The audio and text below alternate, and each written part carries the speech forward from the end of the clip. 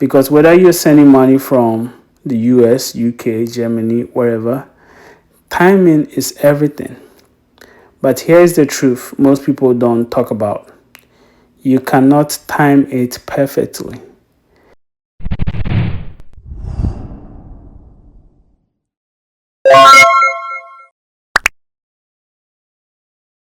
Hey family, welcome back to the channel. As you can see, there's a ramp here in front of the building. My mom wanted a ramp, so we got her one. She's the boss, so whatever she wants, she gets. Anyway, this one right here is special, a milestone special. We just hit 500 subscribers. About a year ago, when I decided to share my journey here on YouTube, my only intention was to be an inspiration to someone who is thinking about building in Ghana. There are hundreds, if not thousands, of people building in Ghana, but not everyone is comfortable sharing their business publicly, right? And for some legit reasons, we all know how humans can be. So when I started, when the idea came, it wasn't to get people to subscribe, but 500 of you guys, 500 real people from all over the world decided, yeah, I'm going to follow this guy talk about building a house in Ghana. And from the bottom of my heart, I want to say a big thank you. Seriously, I really appreciate the love and support. Whether you've been here since the first video or you just found me last week, I want to say thank you. A big special thank you to my high school family, the 2006 batch of Maoli School. I truly appreciate you guys, man. Thank you. I love you guys. I appreciate the love.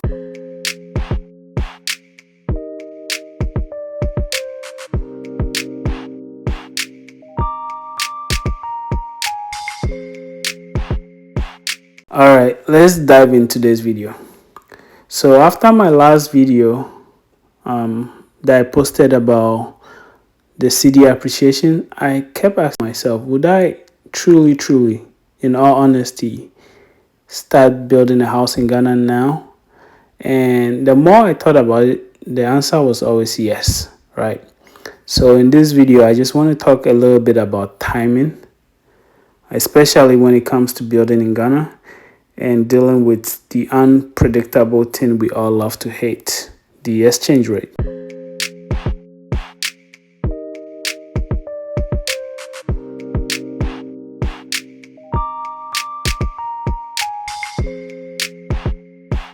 Let me take you back for a second. When I started my project about 2 years ago, the rate was hovering around 11 cedis, 50 pesos to $1, right? It wasn't bad. I was thinking, okay, let's get to work. But as we all know, Ghana's economy had other plans. Before I could say, hey, let's start digging, gradually the rate skyrocketed to almost 16 cedis to $1. At that point, sending money felt like burning through it, because as the cedi depreciated, so did inflation rise, right? You could buy cement bag for one price today, and the next day they increase the price. So if you were just giving someone a gift in Ghana, great. You don't have to spend that much dollars to give them that much cedis, right? But if you're building, you can attest to the inflation that was going on in Ghana. Everything was increasing so fast. So as much as it was a good thing, if you had dollars, for the regular Ghanaians living in Ghana, the depreciation of the cedi wasn't a great thing to them, for them, right? So you send about 1,000 cedis back then, and you see it go very fast. By the time you hit send, the person on the other end receives that mobile money, goes to the store, order a few things. That $1,000 is gone, right? Really fast. And now guess what?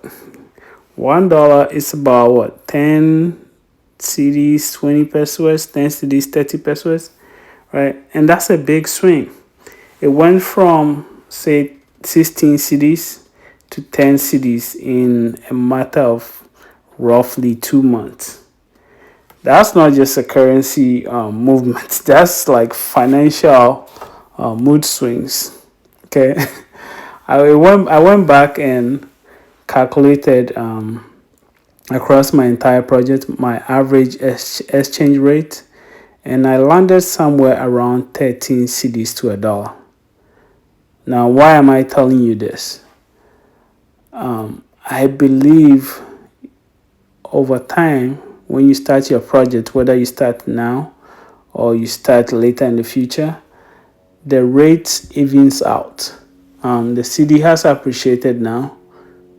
Who knows? It might depreciate in the future. So time will even everything out. So I still stand on, on my 10 toes. I believe starting now is better than waiting. And this is where I want you to pause and reflect with me.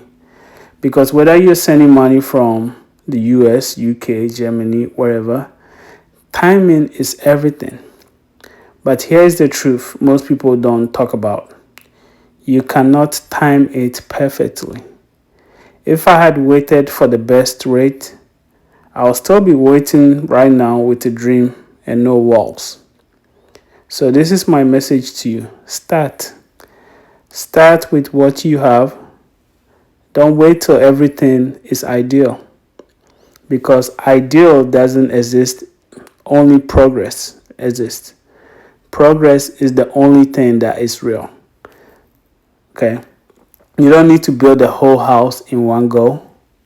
Maybe you just have to buy the land this year. Maybe you just have to start digging the foundation. Maybe it's one wall or one room this year and one room the next year. Whatever it is, take the first step.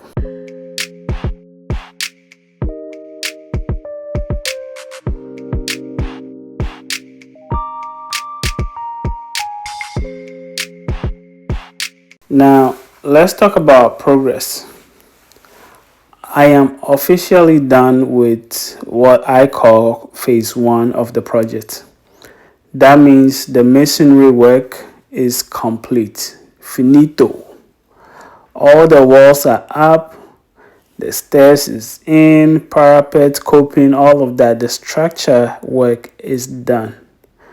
We've come a long way from just digging or actually cutting the concrete, because initially I poured the concrete on the compound and was just going to do tiles before we decided to build this house. So we had to cut the concrete, dig a foundation, and build this project. But now we're done. We're done. Right? Now, I won't lie. Building remotely is not easy. There were days when I got photos from my brother and I would zoom in, tilt my head a little this way, and send voice note like, bro, why is that pillar leaning this way, or why is this looking that way? But my brother held me down, and I'm very grateful for him. And through all the ups and downs, we got it done, right? I am glad I started when I did and not starting now. But if I had to do it again, I will gladly do it, because I won't let the exchange rate frustrate me. Okay. So now what's left for me to do is finishing. There are a few things that the masons still need to come finish. There's some dressing on the fence wall, coping that needs to be done. But for the most part, it worked well. And let me say this, seeing your building take shape, even from afar, is one of the most rewarding feelings, right? That feeling of I'm doing this feels great. Now, as you can see, something unexpected happened, right? We're in the rainy season, so I wanted to see how the screeding job work, and lo and behold, it rained, and the sloping of the screed is working very well. The water is draining on the rooftop. The part of the rooftop that was not covered, it drained perfectly. On the back, my brother will show this very soon, but on the back you can see the water all draining in the to the back of the building.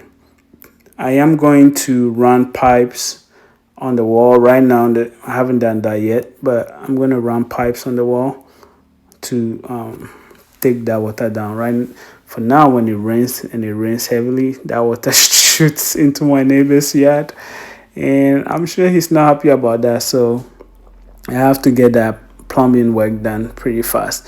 But I was happy. The water wasn't pooling on the rooftop, it went straight down, and the part that was covered was dry. The only thing that got there was the wind blowing water on there. So I think they did a great job.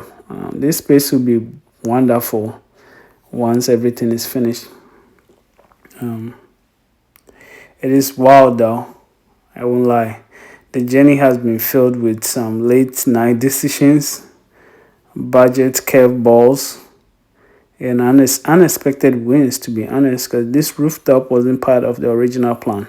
I will insert a picture of the original plan here, and you can see the love, the stress. I've learned a lot, and somehow I kept going, right? It's wild how far things can go when you just decide to begin. Not when everything is perfect, not when the timing is flawless, right? You just have to begin. And that's what I hope this journey reminds you of. Your dream might not unfold all at once, but step by step, it gets real. To everyone who have subscribed, dropped a comment, hit the like button, or just watch from the sidelines, I want to say thank you. You didn't have to, but you did. And because of that, this doesn't feel like a solo mission, right? Feel like you're all part of the big family. So thank you.